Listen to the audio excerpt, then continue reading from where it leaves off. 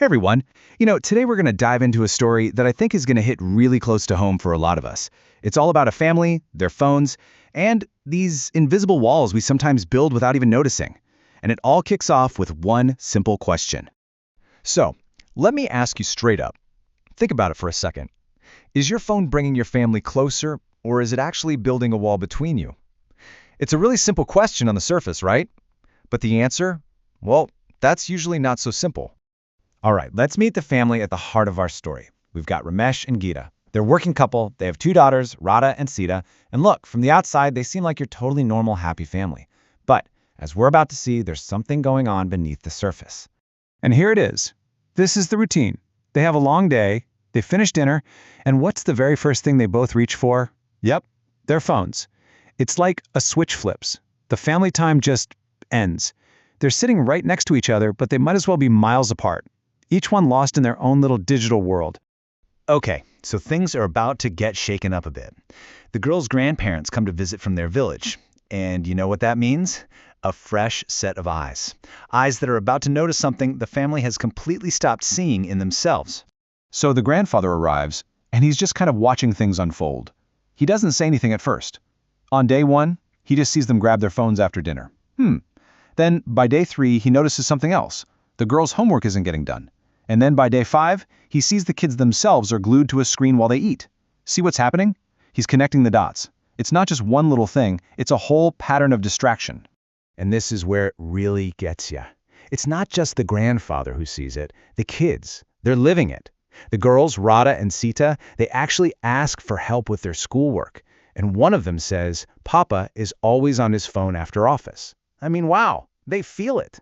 Their parents are there, but they're not really there. Okay, so you've got this tension just bubbling under the surface, right? The grandfather's watching, the kids are feeling ignored. Something's got to give, and it's about to. We're heading for that one moment, that big wake-up call where it all comes spilling out. And here it is. This is the moment that breaks the camel's back. Little Sita runs up to her dad, all excited to tell him a story about school. But he doesn't hear a single word. Why? Because he's just staring at his phone. And for a little kid, that's more than just being ignored. It feels like rejection. Plain and simple.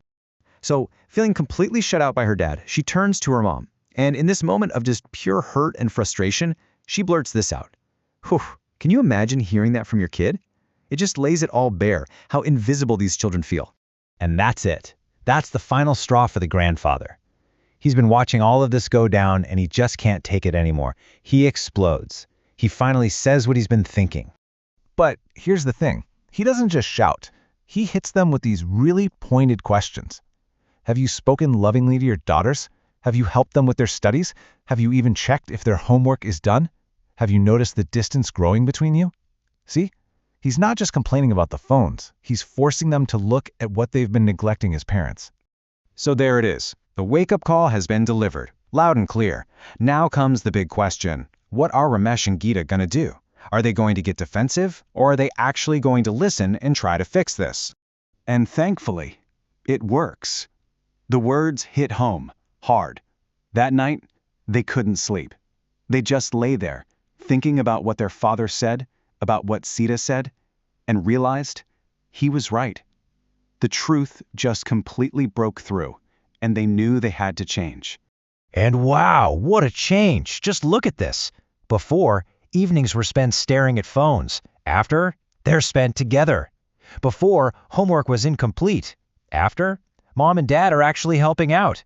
Ignored conversations are now real connections with friends and family.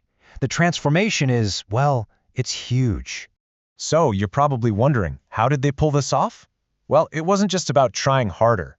They made actual rules, new family rules. Step 1. Evenings are for talking and playing with the kids. Step 2. They help with homework. Step 3.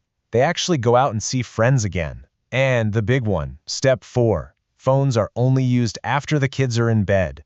Family first. It's that simple. And really, that's the whole point of this story, isn't it? The moral is simple. Too much of anything, even a good thing, can be bad for you. Our phones are amazing tools, no doubt. But when the tool starts to control you, that's when it starts to damage the things that matter most. So, let's circle all the way back to the beginning. Back to a question for you. After hearing this family story, think about it. What's one conversation you can have tonight instead of just scrolling?